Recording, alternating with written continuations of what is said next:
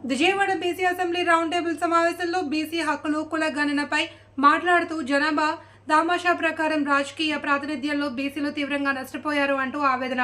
స్వాతంత్రం వచ్చి మొన్నటికి 77 ఏళ్లు నిండిన బీసీ కులాలకు మాత్రం అటు రాజకీయంగా ఇటు సామాజికంగా తీవ్ర అన్యాయం జరుగుతూనే ఉంది. 1983 వరకు ఏకకుల రెడ్ల పాలన, ఆ తర్వాత కమ్మవారితో కలిసి ఇప్పటి వరకు ద్వికుల పాలనతో ఆంధ్రప్రదేశ్లో అటు ఎస్సీలు ఎస్టీలతో పాటు బీసీలు మైనారిటీలు సంచార జాతుల వారు తీవ్రంగా నష్టపోయారని ఆంధ్రప్రదేశ్ బహుజన సమాజ్ పార్టీ రాష్ట్ర కోఆర్డినేటర్ మరియు రిటైర్డ్ డీజీపీ డాక్టర్ పూర్ణచంద్రరావు అభిప్రాయపడ్డారు.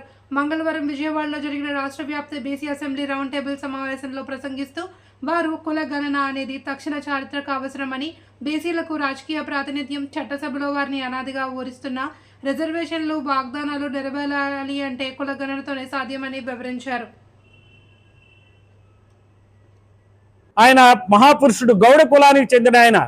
ఆ వ్యక్తే ఈ రోజున కేరళలో చీఫ్ మినిస్టర్గా ఉన్నారు, పినయ విజయన్. అందువలన నేను చెప్పేది ఏంటంటే, ఈ మహాపురుషుల స్ఫూర్తిగా, అంబేద్కర్ స్ఫూర్తిగా, కాంశీరామ్ స్ఫూర్తిగా బహుజనులు తీసుకోవాలి, కలిసి పనిచేయాలి. ఏకాకులం కాకుండా కలిసి పనిచేయాలి. ఏ కులానికి ఆ కులం కాదు, అందరం కలిసి పనిచేద్దాం.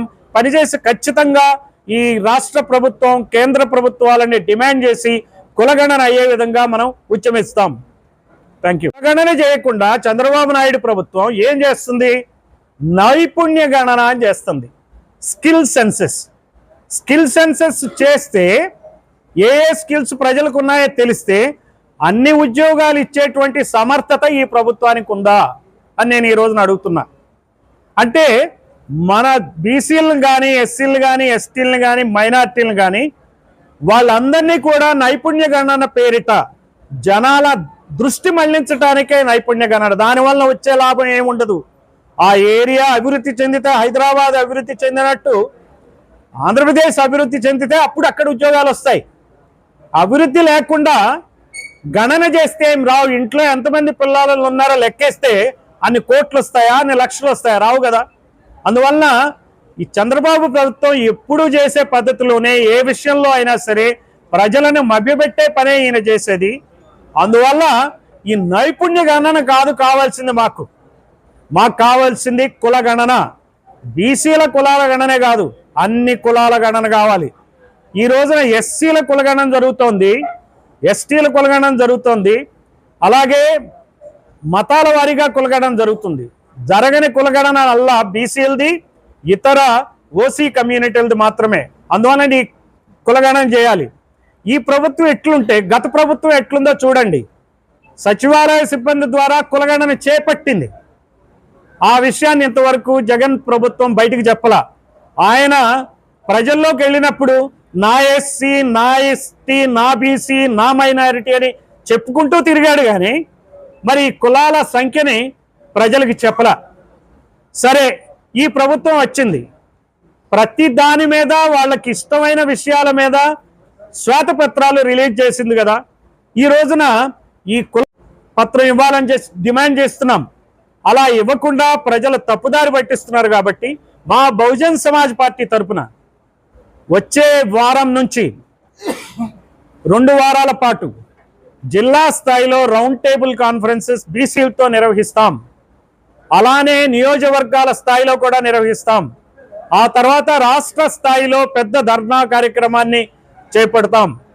ఈ రోజున ఏ మహాపురుషులైతే ఈ బహుజనుల కోసం, బీసీల కోసం, ఎస్సీల కోసం, ఎస్టీల కోసం, మైనార్టీల కోసం ఆ రోజు జ్యోతిబా పూలే ప్రథమ స్వాతంత్ర సంగ్రామం మనకి 1857లో జరిగిందంటారు.